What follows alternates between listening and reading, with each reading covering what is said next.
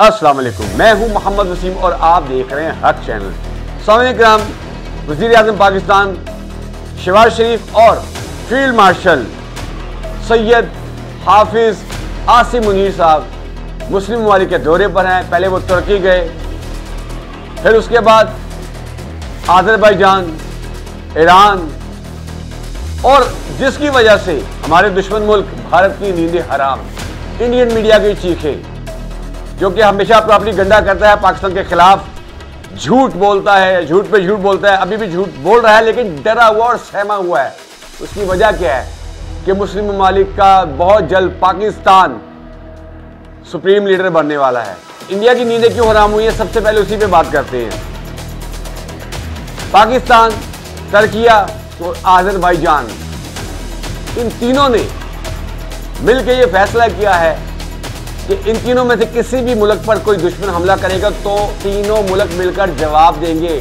जैसा कि पाकिस्तान और भारत की जंग में आपने देखा भी है कि तुर्की ने और आज़रबाईजान ने बाकायदा हमायत की और पाकिस्तान का साथ दिया।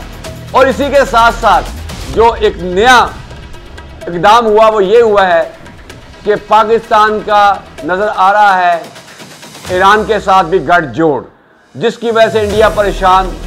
जहां पर पाकिस्तान ने तुर्किया के साथ अपने दुख सुख बांटने की कस्में खा रखी हैं।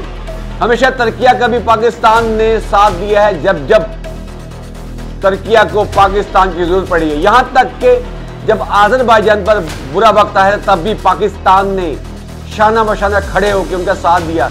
यहां जो बकवास करते हैं, आर्मी के खिलाफ जो बातें करते हैं, भोगते हैं, उनके लिए जानना जरूरी है। आज इन ममालिक से जो हमारी दोस्ती है, इसमें सबसे बड़ा किरदार हुकूमत के साथ साथ हमारी पाक फौज का है। हम तो जंग लड़ने नहीं जाते, मगर हमारे पाकिस्तान के नौजवान जो जंग लड़ते हैं दूसरे इस्लामी ममालिक में जाकर भी उनके साथ खड़े होते हैं। और ये सबसे बड़ी बात है कि उन्होंने आज़रबाईजान की जंग में भी भरपूर साथ दिया। पाकिस्तान ने, आज़रबाईजान ने भी वादा किया है कि वो हमेशा पाकिस्तान का साथ देगा उसके हर दुख सुख में, और माशाल्लाह ये बहुत अच्छा इक़दाम है।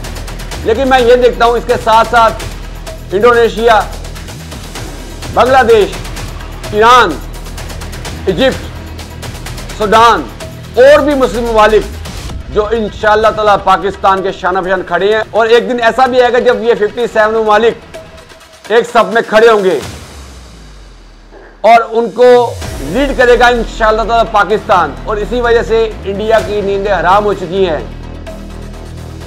इंडिया, मेरा नहीं ख्याल कि अब दोबारा हमला करने का सोचेगा। अगर दोबारा हमला करने का सोचेगा तो उसको इससे भी बड़ा जवाब मिलेगा जो उसको पहले ऑपरेशन बुनियानुल मरसूस के तौर पर दिया गया, जो इंडिया पूरी जिंदगी नहीं भूलेगा। अब बात करता हूं यहां पर ईरान की, तो ईरान के साथ भी पाकिस्तान के माशाल्लाह बड़े अच्छे ताल्लुकात कायम हो चुके हैं, पहले भी थे अब मजीद हो गए हैं। हमारे वज़ीर आज़म पाकिस्तान ईरान के दौरे पर भी हैं, जहां पर उन्होंने अपनी तकरीर में कहा है कि वो ईरान की न्यूक्लियर पावर बनने में उनका साथ देंगे, उनकी हमायत करते हैं, जिसकी वजह से इंडिया के साथ साथ अमेरिका और ख़ास तौर पर इसराइल की नींदें हराम हो चुकी हैं। यहीं पर नेतन्याहू ने अपने एक बयान में कहा है कि पाकिस्तान उस पर पलटकर वार करेगा, क्योंकि पाकिस्तान के वज़ीर आज़म शहबाज शरीफ ने अपने एक बयान में कहा है कि जो पाकिस्तान पर हमले किए इंडिया ने, उसमें जो ड्रोन इस्तेमाल हुए वो इसराइल के थे, जिसकी वजह से इसराइल फुल परेशान। नेतन्याहू भी डर चुका है क्योंकि उसने देखा कि पाकिस्तान ने ग्रीन सिग्नल दे दिया ईरान को न्यूक्लियर पावर बनने के लिए, वो उसका साथ देगा। पाकिस्तान का इस्लामी ममालिक के साथ गठजोड़, पहले भी इसराइल पाकिस्तान से डरता था, मजीद उसके डर में इजाफा हो चुका है। इसी वजह से नेतन्याहू ने पाकिस्तान से माफी मांग ली। उसने कहा है कि हमने इंडिया को ड्रोन प्रोवाइड किए, असला प्रोवाइड किया, जो कि इंडिया ने पाकिस्तान पर हमला करने के लिए इस्तेमाल किया, लेकिन उसने कहा है साथ ये भी कि उसमें इसराइल मुलविस नहीं था। लिहाजा उसने साथ ये भी कहा कि वो इंडिया की और पाकिस्तान की जंगबंदी पर खुश है। अच्छी बात है कि जंग नहीं होनी चाहिए। ये कैसा मकार और अयार है नेतन्याहू एक तरफ मजलूमों पर जुल्म कर रहा है, बस्तियां की बस्तियां उजाड़ डाली इस काफर ने, वहां पर इसको कोई ख्याल नहीं आता क्योंकि वो निहत्ते मुसलमान हैं, उनके पास असला नहीं है, 56 इस्लामी ममालिक खामोश हैं, कुछ नहीं करते उनके लिए, इसलिए इसको हल्लाशेरी मिली हुई है और मजलूमों पर वो वहां पर जुल्म कर रहा है। क्योंकि ये एक डरपोक मुल्क है, इसराइल एक डरपोक मुल्क है जो सिर्फ निहत्ते मुसलमानों पर, कमजोर मुसलमानों पर हमला कर सकता है। और याद रखिए मुसलमान कभी कमजोर नहीं होता क्योंकि उसके साथ अल्लाह की ताकत है, लेकिन अल्लाह की ताकत भी उसी सूरत में मुसलमान का साथ देती है जो मुसलमान ममालिक मिलकर अपने भाइयों का साथ देते हैं, मजलूमों का साथ देते हैं और कुफ्फार के खिलाफ जंग करते हैं।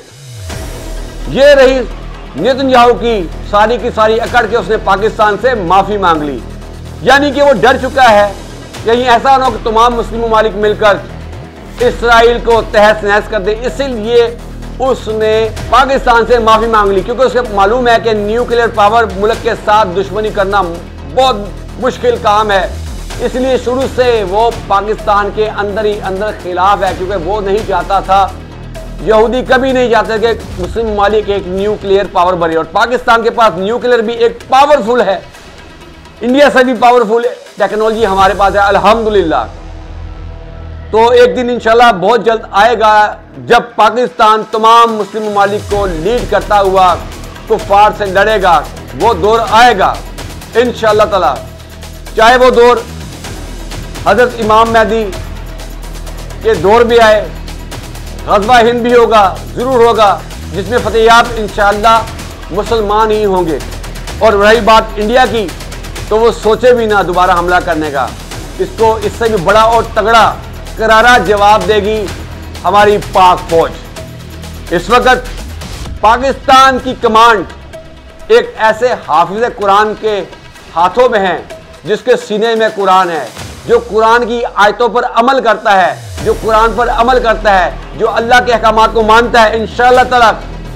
हमें मालूम है इसी तरह वो नहत्ते मजलूमों की, फलस्तीनियों की भी मदद करेंगे इंशाअल्लाह। पाकिस्तान जिंदाबाद, पाक फौज पाइंदाबाद, अल्लाह ने के बाद।